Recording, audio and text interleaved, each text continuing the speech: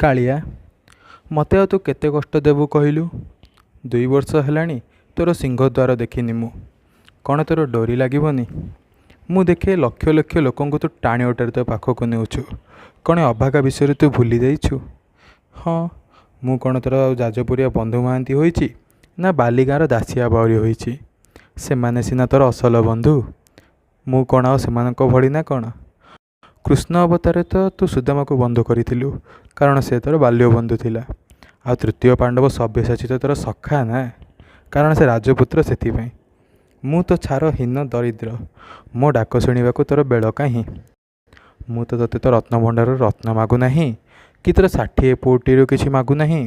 ମୋର ଏତିକି ବିନତି ଯେ ତୋର ସେ ଚକା ଆଖି ଦୁଇଟାକୁ ଦେଖାଇ ଦିଅନ୍ତୁ ନାହିଁ ମୋତେ। ଏଇ ଅଧମ ତୋତେ ନୀତି ଝୁରୁଛି ରେ। ବାସ୍ ତୋର ଚକା ଆଖି ଦେଖିବାକୁ ମୁଁ ଆକୁଳ ହେଉଛି ରେ। ହଉ କାଳିଆ, ଗତ 2 ବର୍ଷ ନହେଲେ ନାହିଁ, ତୋର ଏଇଥର ଗୁଣ୍ଡିଚା ଯାତ୍ରାକୁ ଟିକେ ଡାକିଦେ। ବଡ଼ ଦାଣ୍ଡେ ତୁ ଥିବୁ, ବଡ଼ ଦାଣ୍ଡେ ମୁଁ ଥିବି।